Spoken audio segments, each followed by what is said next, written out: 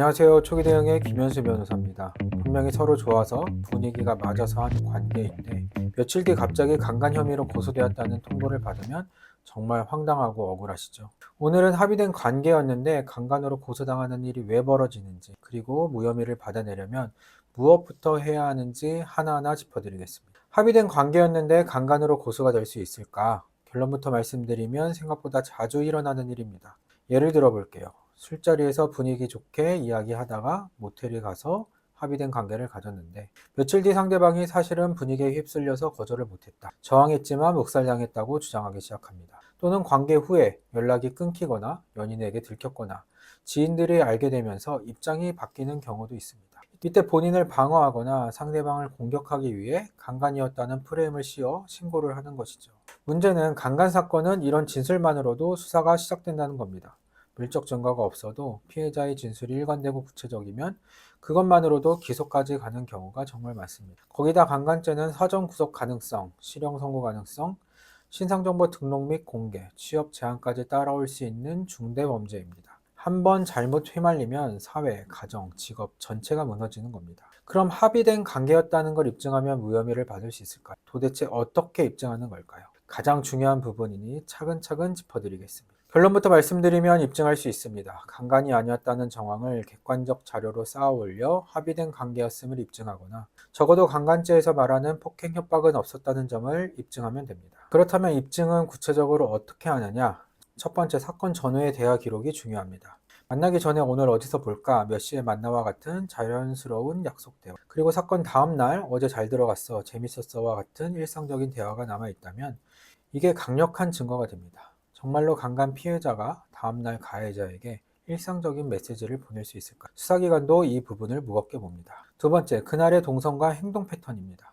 본인 발로 모텔이나 숙소에 들어갔는지, 카운터에서 직접 결제를 했는지, 들어가서 옷을 정리하고 샤워를 했는지, 이런 디테일이 모두 합의된 관계의 정황이 됩니다. CCTV, 카드 결제 내역, 모텔 출입 기록 등이 객관적 자료로 활용됩니다. 세 번째, 관계 이후의 행동입니다. 사건 직후 함께 식사를 했는지, 헤어진 뒤 따로 연락을 주고받았는지, 다시 만난 적이 있는지도 중요합니다. 강간 피해자라면 가해자와 일상적인 관계를 이어가는 것은 매우 어렵습니다. 그래서 관계 후의 자연스러운 일상이 강간이 아니었다는 정황을 강력하게 뒷받침합니다. 네 번째, 상대방 진술의 모순점입니다. 상대방이 경찰 조사에서 한 진술과 그날 나에게 보낸 메시지나 SNS에 남긴 흔적이 어긋나는 경우가 많습니다. 이런 모순점을 찾아내서 수사기관에 정리해 제출하는 게 매우 중요합니다. 진술 신빙성 자체를 흔드는 작업이죠. 그럼 실제로는 어떻게 대응해야 사건을 뒤집을 수 있을까요? 제가 진행했던 사건 중에 단 한 차례 경찰 조사만으로 증거불충분, 불송치를 받아낸 케이스를 소개해 드리겠습니다. 지인 관계였던 의뢰인과 상대방 사이에서 합의된 성관계가 있었는데 며칠 뒤 상대방은 사실은 강제성이 있었다며 강간으로 고소한 사건이었습니다. 가장 큰 문제는 물적 증거가 거의 없는 상황이었다는 점입니다. CCTV도 한정적이고 결국 양쪽의 진술 신빙성 싸움으로 갈 수밖에 없는 사건이었습니다.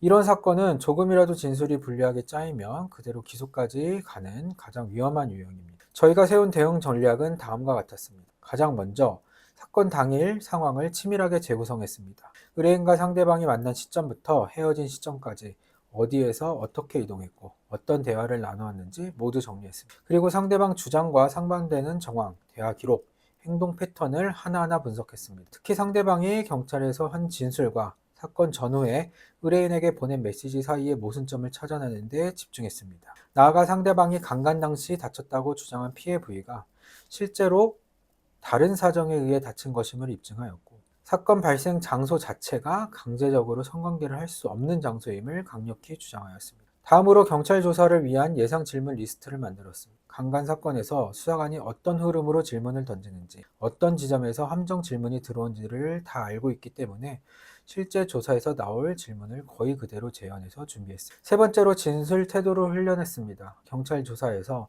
감정적 반응과 불필요한 변명은 할 필요가 없습니다. 내가 그럴 사람이 아니다, 그쪽이 거짓말하는 거다, 이런 식으로 굳이 감정적으로 대응할 필요가 없습니다. 그래서 의뢰인이 핵심 메시지만 차분하게 사실 위주로 전달할 수 있도록 반복적으로 시뮬레이션을 진행했습니다. 네 번째로 경찰 조사 직후 변호인 의견서를 신속하게 제출했습니다. 의뢰인의 진술 내용을 토대로 상대방 주장과 배치되는 객관적 증거를 정리하고 사건 전후의 대화 흐름과 행동 패턴이 합의된 관계임을 보여주는 점을 논리적으로 구성했습니다. 단순히 의뢰인을 결백하다가 아니라 왜 상대방의 진술을 믿을 수 없는지를 구체적인 자료로 입증을 했습니다.